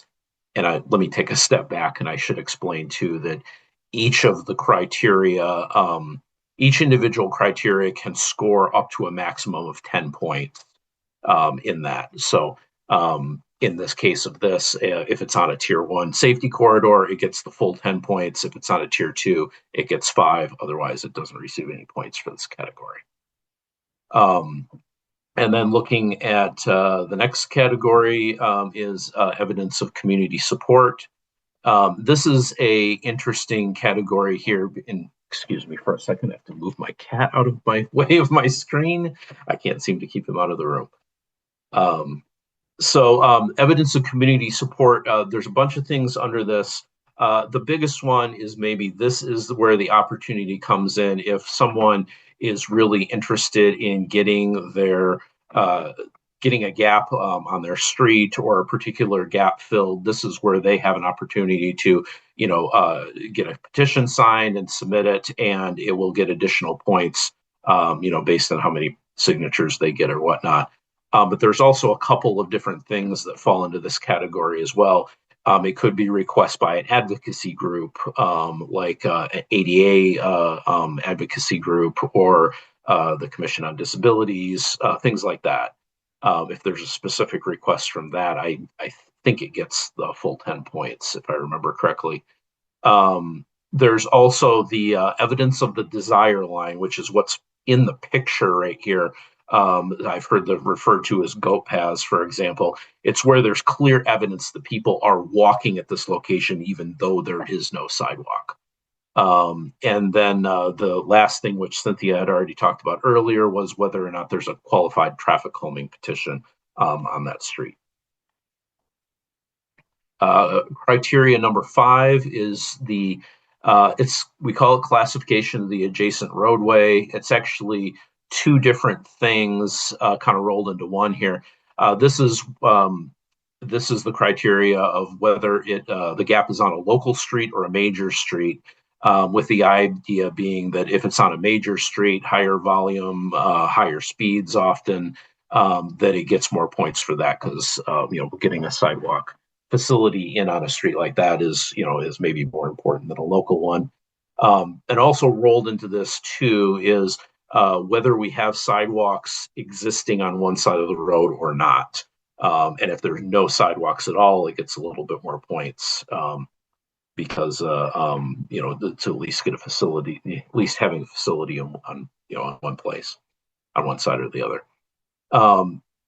Criteria number 6 is proximity to various other attractors. This is very similar to the schools or the transit stops, basically a straight line distance to things like, so what's included in here is libraries, government offices, major commercial attractors, parks, things like that. And then the final 7th criteria here is transportation equity. And this is just the map that's shown on the slide here is right out of the transportation plan. And there happen to be 5 different equity categories on that map, and they just get 2 points as they go up that scale of equity to the highest need areas get 10 points. So that's our proposed that's the proposed system, and the revisions to that from the previous one. Next steps at this point, want to gather any feedback that you folks might have for the system. And after we get that feedback, we will make any tweaks to the model. Then we will rerun it, update our GIS, get that published. And then we'll use that prioritization system this fall when we're developing the next CIP. So we'll use that to select new projects. Maybe some of them fall down the priority list a little bit or whatnot. And then the other thing I wanted to mention too is we are looking at this idea of like creating sort of a set-aside category.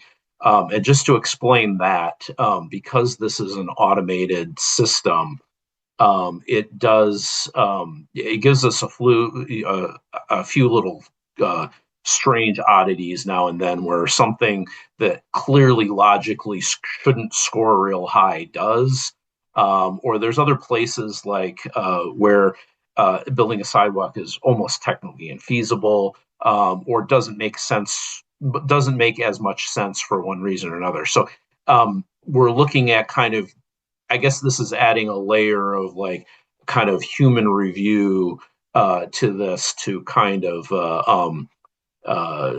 take the automated information and put a little bit more maybe logical spin on it that the raw data doesn't necessarily have. So and looking for any feedback on what if that makes if that's something that would make sense as well. It wouldn't be in depth looking at everything, but we can catch some of the things that don't necessarily make a ton of sense just from the raw numbers. So with that, that is the end of my presentation, and I will open it up for questions, and I will stop sharing to do that. Rachel, go ahead.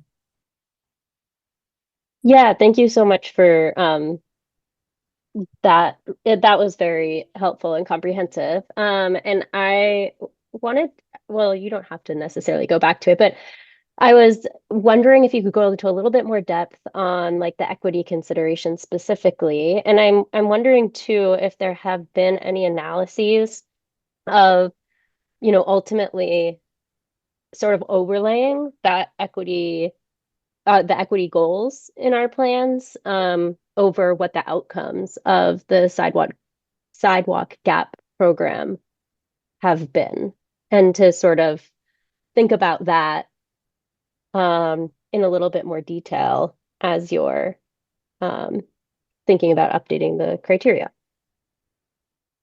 Well, I will admit it is not a topic I know a ton about myself. All I can say is that we're using the transportation at the equity map from the transportation plan is specifically a transportation equity map. So it seemed to us to align very well with the goals of this program.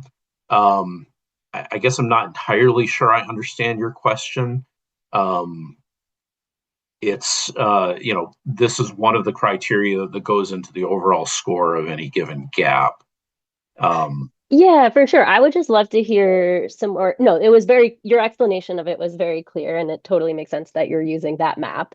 I was just wondering if there were any more details that you could share about, in particular, the weighting process, right? Okay. And and sort of like what the conversations have been around how Sure. equity would be considered in the weighting process, and then as like a related sort of comment/suggestion, Okay. wondering if we've ever analyzed, okay, we've been running this program for this many years, and here is how what we've done in the past, if you compare that to the equity map, here's what that looks like.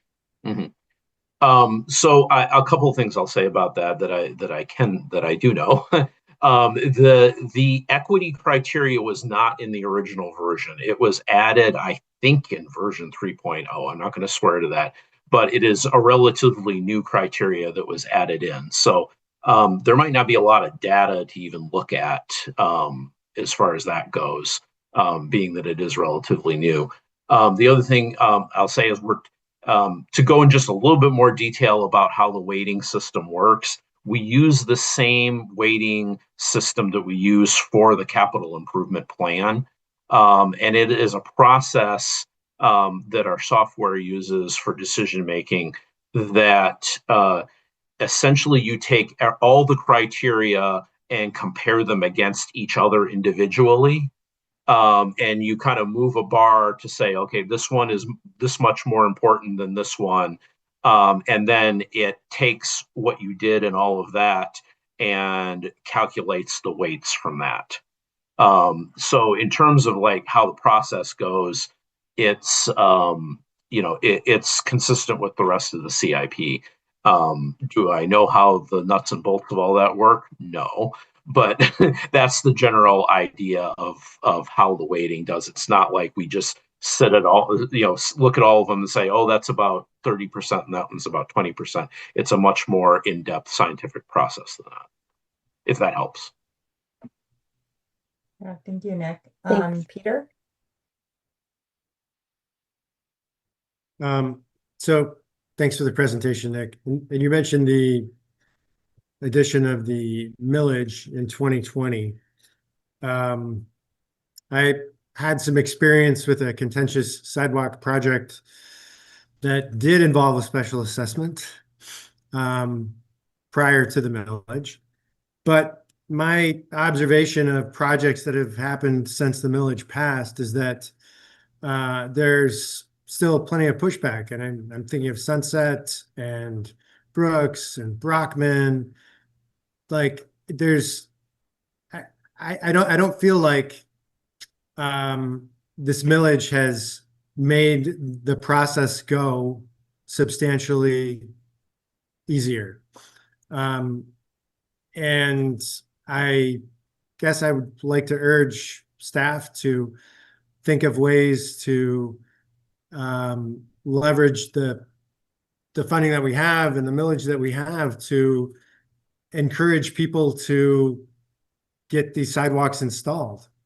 I mean, what levers do we have to either encourage participation or encourage people to volunteer, or I mean, how can we make this go more smoothly and get more miles per year done? I mean, I guess that's what I'm hoping for, is that we are able to get more than, on average, 1.6 miles per year.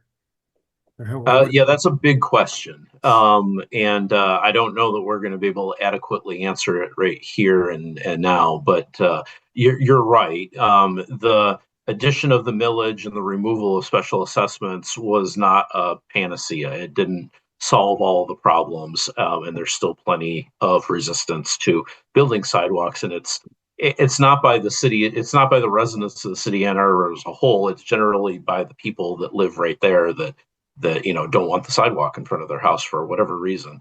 Now, I mean, part of what's built into this, and it's only one piece, is that that evidence of community support. I mean, part of the reason that that's in there is to give a little bit of a boost to the locations where people are actually asking for it.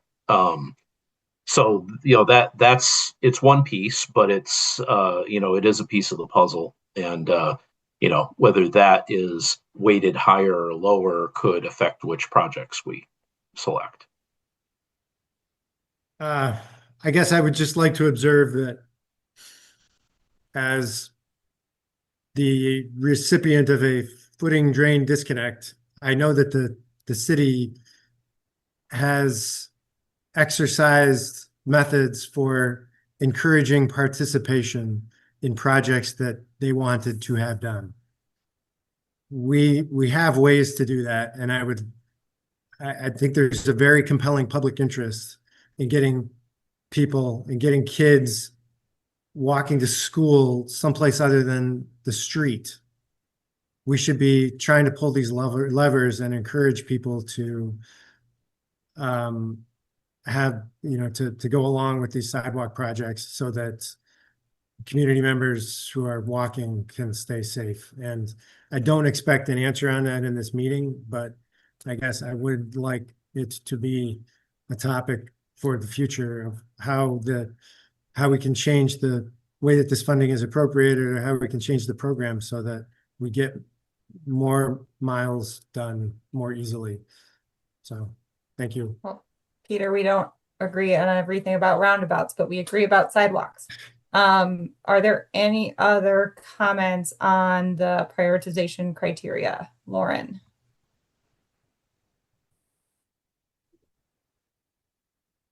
Oh, you're muted, Lauren. I double tapped. Thank you. Yeah, so thank you so much for the presentation. I wanted to revisit one of those things that you brought up at the end, potentially some of these additional layers that can come up. And I'm not sure if this is quite related to what Pete was mentioning, but I would imagine that project cost can be certainly a big impact on the number of miles that can be created per year. And I didn't necessarily see the length, the duration impacted in the scoring. So I was just curious how how, overall project cost in terms of length or related road work or say land use changes, say a development is coming in and they may be making changes to say sidewalk infrastructure. Are any of those components being considered, especially when it comes to the project cost? Sure, and that's a great question. There's several different things within that. I'll start at the end and try to work backwards. But if I miss anything, let me know. On the land use and development side of things, that one's relatively easy because if a development comes in an area where there's sidewalk gaps, that development will be required to build the sidewalks. So that's pretty straightforward, and that's obviously a boon from the development that we get in terms of getting those filled at no cost to the taxpayers. So on the other thing, in terms of looking at cost and length, because they're obviously related, the way the prioritization system works is it kind of breaks things up on it breaks these gaps up in sort of a block by block basis. So you can you can kind of pick you can as we select a project, a project might not be one piece of gap. It might be an entire corridor, or it might be a particularly high scoring segment of that corridor. So you can kind of build the projects that make sense from that. So length is, the scoring system doesn't like just spit out projects at you. So we build our own projects to put in the CIP based on those results. The cost factor is, you're absolutely right. I mean, the cost of doing these is the biggest factor behind how many we can do per year. And there's a lot of technical challenges. Unfortunately, the prioritization system does not take that into consideration. If we wanted to take that in consideration, it would be pretty substantial staff effort because there's no real automated way that you can do that. And length and cost do not necessarily directly equate either. The biggest factor in costs is the space that we have to build them. There's a lot of very, very difficult and very challenging places to build sidewalks out there. And the more difficult and challenging they are from a technical perspective, like slopes and grades and trees and wetlands in some cases, the more of those challenges you have, the higher the price tag goes up. So that's the biggest challenge. And unfortunately, there's not a great way to account for that in the prioritization system itself. The only other, so you nearly covered it, and I really appreciate the context on it. The only other last part was for related road work. Oh, yeah. Because my understanding is that there can be cost efficiencies if someone is going to come out and already be doing work within the same vicinity. So I was just wondering if that's a factor as well. Sure. It's a factor in selecting projects. It's not a factor in the raw scoring in the prioritization system. But as we look at the results of the prioritization system and select projects, we're also looking at what projects are in the capital improvement plan, or we try to set aside some of our millage money too, as just kind of uncategorized funds, I guess, that we could use for, let's say, our street resurfacing program is in a neighborhood and there's some sidewalk gaps in there, and there's some high scored sidewalk gaps that we can then put that money into that program and use it to build sidewalks while we're there. Because you're right, there is some cost efficiency if we're already going to have a contractor there, and it's it's especially if it's sort of not too difficult sidewalk gap to fill. You're right, there's some cost efficiencies there. And so that comes in at the next step after the prioritization in the project selection process. But we do definitely think about that, yes. Okay, thank you. You're welcome. Thanks, Nick. Any other questions before we let Nick move on with his evening? Nope. Okay, thank you so much, Nick. You're welcome. And Um, if anybody has any other feedback, feel free to, send it to Ariana and she can get it to me. So Great. So with the acknowledgement that we're at 8:55, Cynthia, you are up for staff reports and updates. Actually, I was going to give a quick update, and the project spreadsheet's updated. So if you want to look at that and see any of our projects that are in motion, feel free to look at that. I have 3 quick updates. The crash analysis studio that we did last month with Strong Towns went really well. We really appreciated all the folks that came out. We had, I think, 20 people in attendance, which was really nice. What was great about it, our crash review team went through step by step how we go, from when a 911 call comes in and a crash happens to what we do to implement quick fixes and try to improve the situation so that type of crash won't happen again. So I think that was really valuable information for folks. It was also great when Strong Towns gave their part of the presentation, and they were really highlighting how Ann Arbor has this strong internal process for reviewing crashes and how robust our team is versus a lot of other cities they work with. So that was really validating, I think, for our process. And they also gave us some great feedback on how we can message our process better. So it went really well, I thought. Pete, I know you were there and you were a good attendant asking lots of great questions. So we appreciate you coming out as well and Lauren. The other 2 quick things are the budget passed on Monday. I don't know if anyone watched the 2 hours of council fun, but our budget request for $1.35 million for transportation was approved for our speed management program. So we're super excited about that. We'll be able to use those funds for design, construction, quick builds, and any pop-up projects, such as for the road resurfacing program, when there's things that come up that we would like to do that aren't included in that budget for that project, or for utility projects, or any other project that happens around the city with our partners like the DDA or U of M or MDOT. So we're really excited that we'll have that funding. And then lastly, Pete, did you have a quick question about? I did about the crash analysis. So thanks for that. First of all, that was a good event. And I noticed that it would look like it was being taped. Is there? It was. So can we see it on CTN or something? Yes, I don't have the link yet, but as soon as I do, we'll be sharing it. Okay, great. Thank you. That's great. Thank you. Yeah, we were actually our communications director filmed it for us, so it was great to have him there as well. Also the police chief spoke, so it was like I said, it was a really great event, I think, to show the partnership that we have with the police department and everybody else within the city. Going back to my very last thing that we're excited about is our quick build funding for 2026, the $500,000 that was given that we had assigned to the Catherine cycle track. The good news is the cycle track will be constructed in June. And it is coordinated with the road resurfacing project that will connect it all the way to Xena Pitcher. Cost estimates for the project came in less than we expected. So with the additional funds, we let council know we are also going to be able to do the Green Road diet.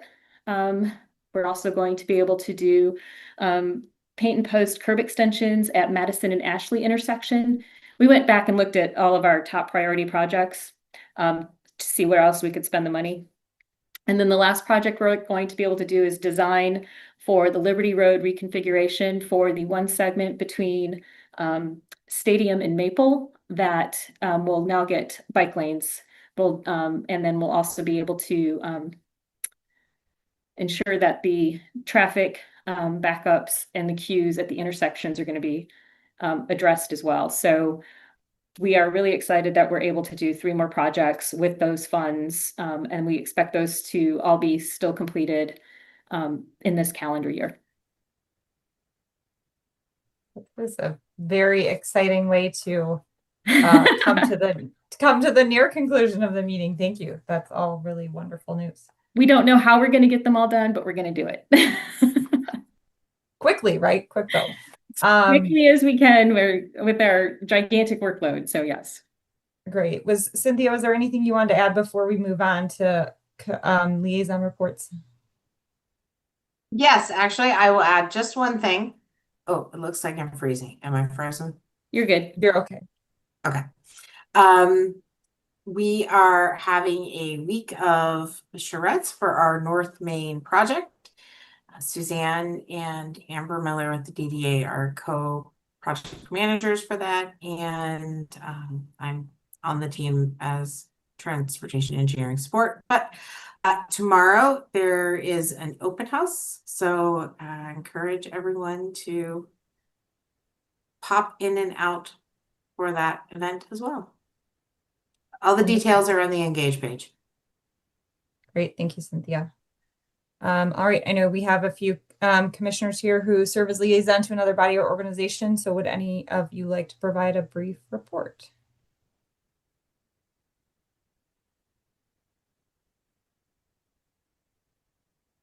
Okay, if there are no reports this month, we will move on to any commission member communications not already covered. Okay, any agenda items that people would like to highlight to have on future agendas? You're also welcome to email Brett and I with those. Yes, Rachel. Yeah, I have a couple of things that I'll email, but the one that I want to flag in real time is we had talked at the beginning of the snow season about coming back and doing a debrief of snow and ice removal. And I think that would be great to put on the agenda well before the fall. It's next month. It's next month. I Great. think that's when it is. Okay. Super. Well, Thank you. Actually, I think it might be July. Yeah. I feel like as long as it's before like October, we're good. Oh yeah, absolutely. Yeah, no, it is June. It is next month. So we do have Paul Matthews coming back to speak on that. Okay, great. Thank you. If you have any questions or things that information you're looking for, you can send me those questions and comments and I can pass those along to him to see if he can better direct his presentation to meet the needs of the commission. Okay, great. Thank you.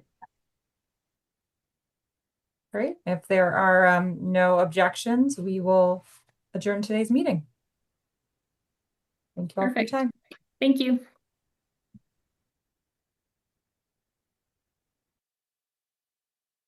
Recording stopped.